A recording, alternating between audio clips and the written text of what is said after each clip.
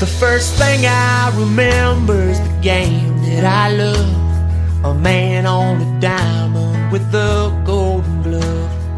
Daddy with me in the cheap seats above saying... Welcome to the Two Cutoff Men, the podcast dedicated specifically to the Cincinnati Adult Baseball League. I'm Jason Earhart, along Colt 45's first baseman Ray Sterling as we recap the week that was, the week ahead, and all things CABL.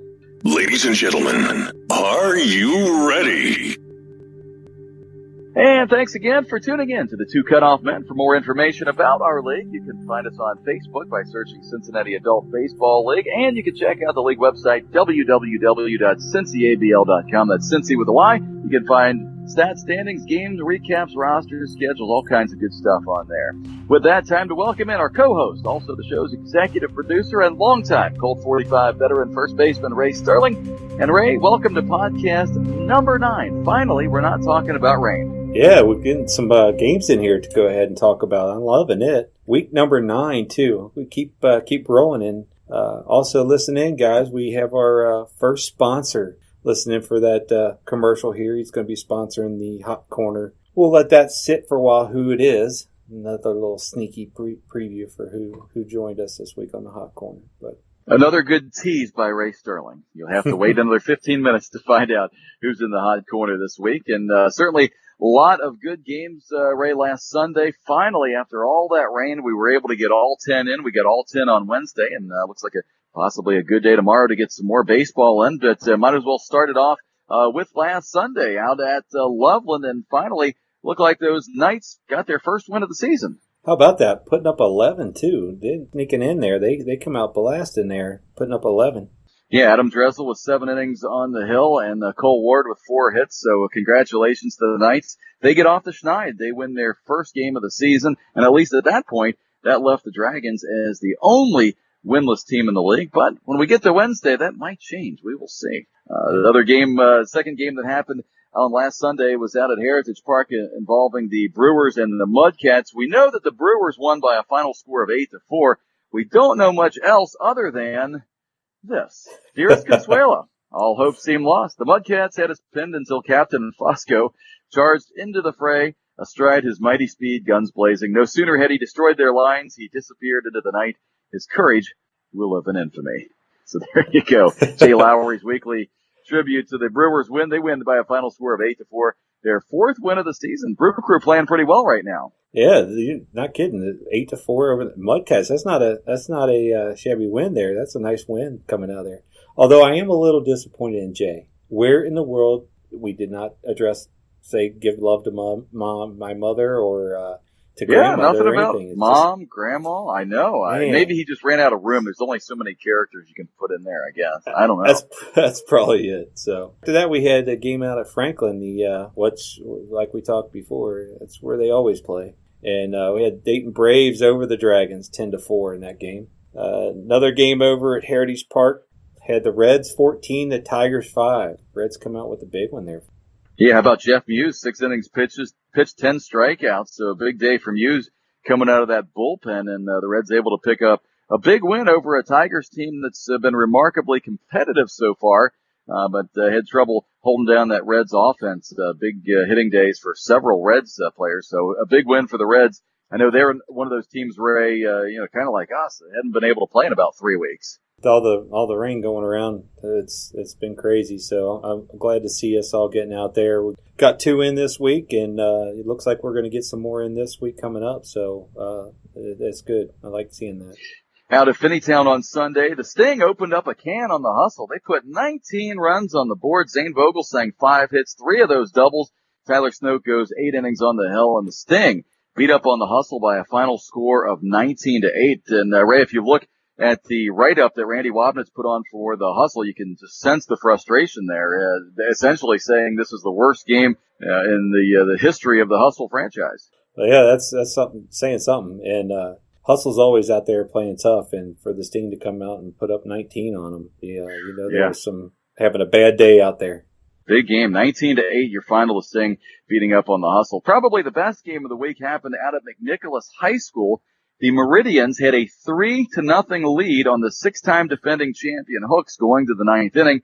However, the Hooks able to scrape together 3 runs in the top of the 9th inning, send this one to extras. They score 4 more in the 11th inning, and the Hooks survive. They beat the Meridians by a final score of 7-3. And Ray, the Meridians certainly putting a scare into the Hooks. You know, the Hooks, they're a very competitive team. They come out all cylinders firing and ready to go. So very tough to take them down. And you can hold them sometimes for a little while, but it's just inevitable that they're going to come out and put some runs up. So not a bad game, though. 7-3.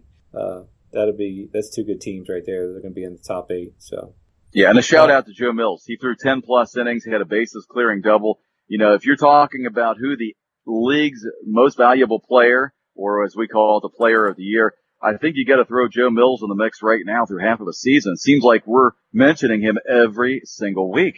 Yeah, he's putting up some numbers, isn't he? So going to be looking good out there for the player of the year, and just hopefully, when we run into him, it's not so good. So. There you go. Well, you had a high-scoring affair out at Foundation there, Ray.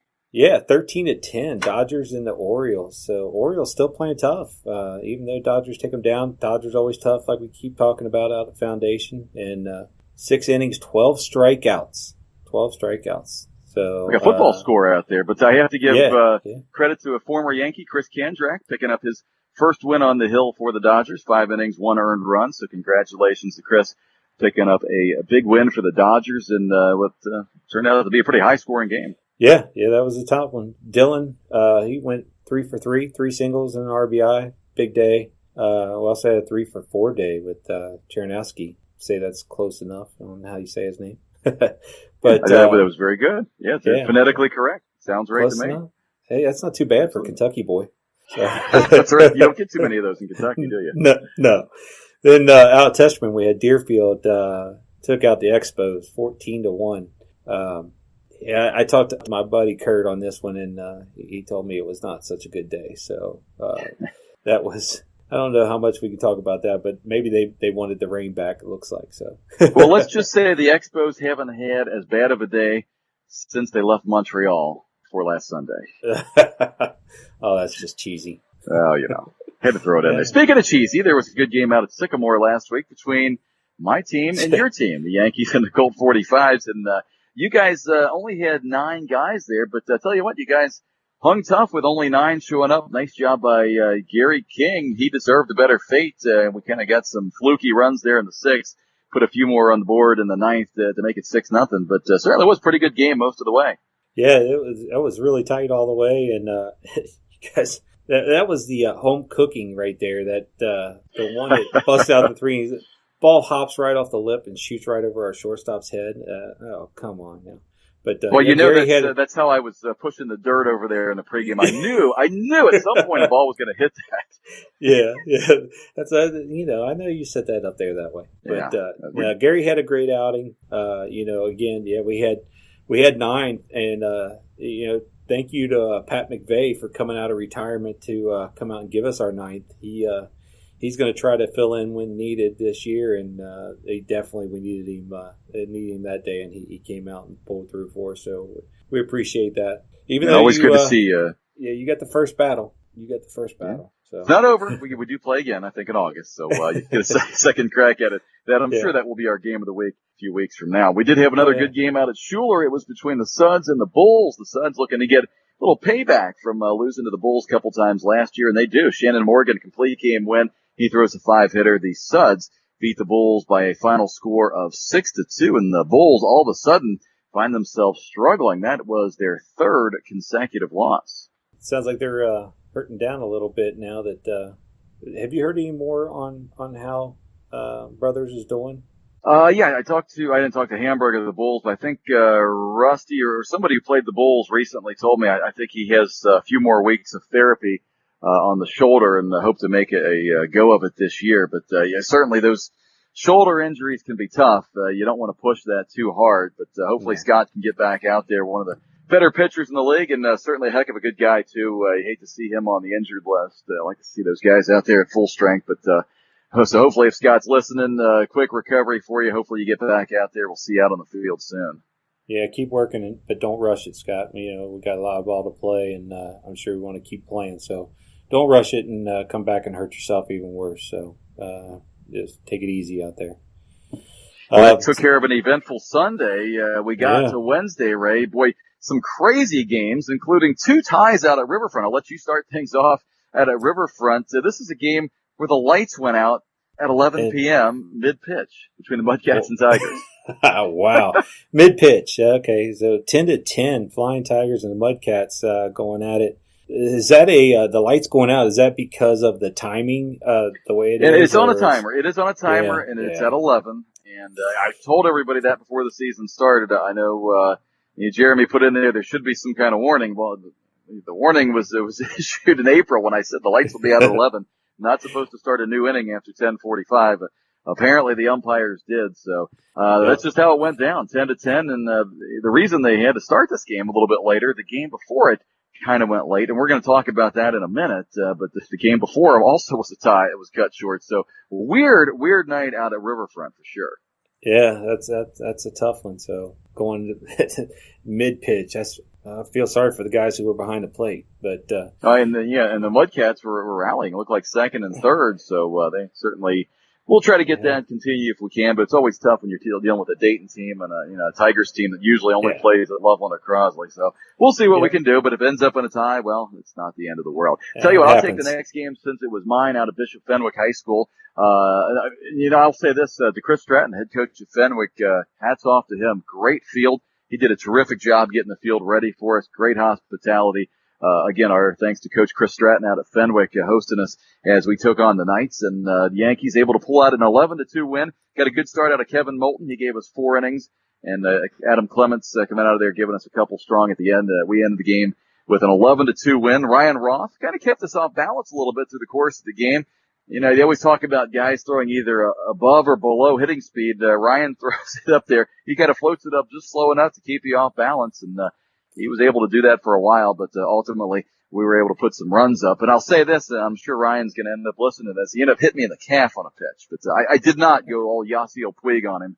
I kept my calm and I just took my base, but you know how it goes. Well, at least it wasn't in the hamstring that was hurting you for a while. So that's true. Well, here's what I told him. I was up there as I was batting for the first time in 4 weeks. I couldn't get out of the way because it hit me on the left leg there, and I really couldn't move very fast. And it was probably a mistake to play the other night. I'm limping around the bases when I did get on. So we hit 12 guys. I thought, maybe I'll give it a try. But we'll see how it goes. But Ryan hit me in the leg. Thanks for that one. But fortunately, it wasn't like I was being hit by Scott Brothers. That might have left me a nice mark on the might not be more miles per hour. Yeah, exactly. Yeah. But how about somebody looks like they're trying to battle Jay on the Brewers for some air time here. Did you see the I stick up for you, Joe Boo? I give you rum. Yeah, I think that's a Major League reference, if I'm not mistaken, right? That's Pedro Serrano from the original Major League, and that movie's about almost 30 years old now, I believe. Yeah, I like that. That one was pretty good. After that, we had a game at North College Hill. Hustle and the Tigers. Hustle take down the Tigers 6-3. Hustle only allowed 5 hits on the night. Wow. Nice. Yeah, Tim Jarrett, tough little left-hander. Yeah, he'll throw hard, throw you 3 different pitches, and he's certainly one of the better pitchers in the league, especially when he's on, and sounds like he was on the other night to beat the Tigers. And how about the game at Sycamore? The Dragons get off the schneid. 14-0 over the Orioles. Wow. 2 touchdowns. So that's a surprise. I'm not only surprised, but the score, the margin of victory. The Orioles had been playing pretty good, but the Dragons getting 14 runs. And we talked in the last segment, the Knights got that first win Sunday, and I guess the Dragons, a little bit of motivation. They saw that goose egg, that 0 was getting pretty heavy on them, and they came out smoking against the Orioles. And I tell you why it does surprise me somewhat, and then again it doesn't. They played a few weeks ago, one of those rain-drenched nights. I think it was the night you guys had the big lead on the Reds and it got rained out. Yeah. The Dragons had a 9-0 lead on the Orioles that same night in the second inning. So I guess there was at least a level of confidence there from the Dragons that they could beat that team. Probably gave a little bit of little peak show there that they could do some damage, and that's pretty good. Come out, be aggressive, and put up 14th spot on the Orioles, who, like you said, had been doing pretty good. So, and I say, congratulations to the Dragons. Got that first win of the year. Everybody now has a win in the league. In fact, everybody has a loss except for those darn Hooks.